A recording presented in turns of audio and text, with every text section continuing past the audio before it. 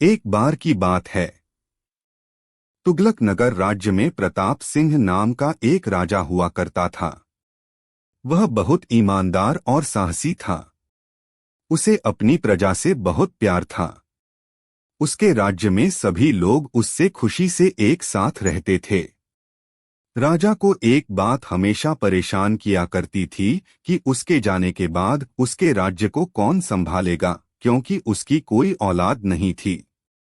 एक दिन राजा ने अपने राज्य से ही किसी युवक को अपना उत्तराधिकारी चुनने का फैसला किया। वह अपनी ही तरह किसी ईमानदार लड़के को सत्ता सौंपना चाहता था, जो प्रजा का ख्याल रखे। राजा ने काफी सोच विचार करके राज्य के सभी होनहार बच्चों को दरबार में बुलाया और घोषणा करते हुए कहा, मैं आप सब में से किसी एक को अपना उत्तराधिकारी बनाना चाहता हूँ। इसके लिए आप सबको एक परीक्षा दी जाएगी। जो इसमें पास होगा वही मेरा उत्तराधिकारी बनेगा। इसके बाद राजा ने वहां मौजूद सभी बच्चों को एक एक बीज दिया और बोला कि घर जाकर इस बीज को गमले में लगाना है।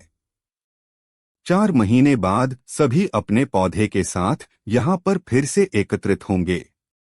उस समय मैं आप में से किसी एक को अपना उत्तराधिकारी बनाऊंगा। सभी बच्चे सोच रहे थे कि राजा अपना उत्तराधिकारी बनाने के लिए कोई कठिन परीक्षा लेने वाले हैं, लेकिन गमले में बीज बोने की बात सुनकर सभी इस परीक्षा को आसान समझकर खुशी खुशी घर लौट गए। वक्त बीतने लगा। सभी बच्चों के गमले से बीज की उपज दिखने लगी थी, लेकिन क्षितिज नाम का एक बच्चा था जिसके गमले से पौधे का नामो निशान नहीं था।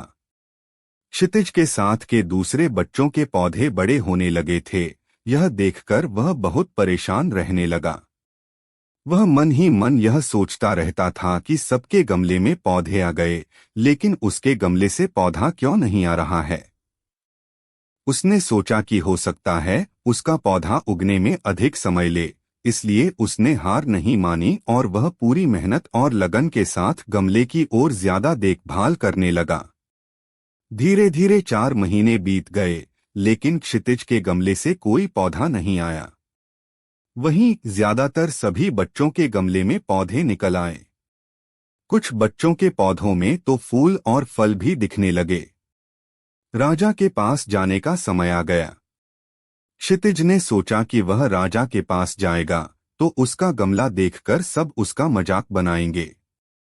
कोई उसकी बात पर विश्वास नहीं करेंगे कि वह हर दिन गमले में पानी देता था व उसकी देखभाल करता था।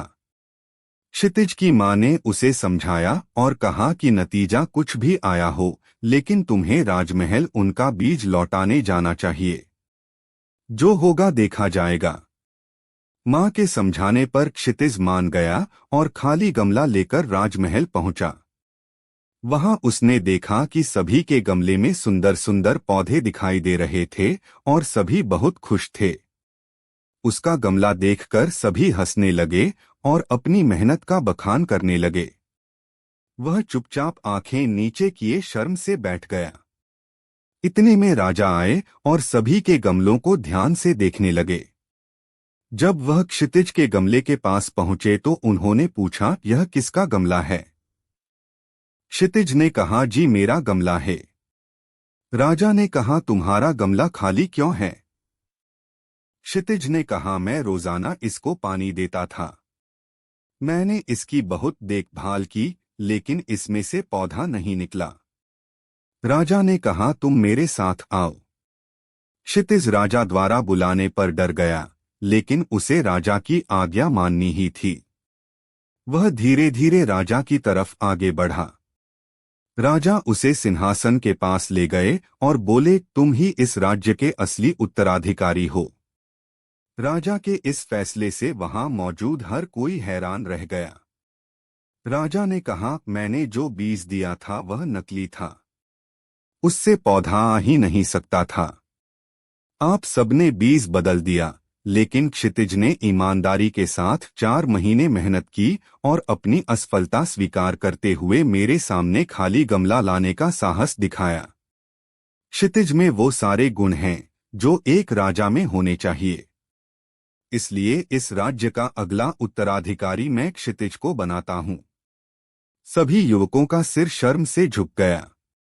वे चुपचाप दरबार से बाहर निकल गए। इस तरह क्षितिज ने ईमानदारी की बदौलत राज्य का सिंहासन पा लिया। हमें किसी भी परिस्थिति में ईमानदारी नहीं छोड़नी चाहिए। इंसान को उसकी सच्चाई और ईमानदारी का फल जरूर मिलता है।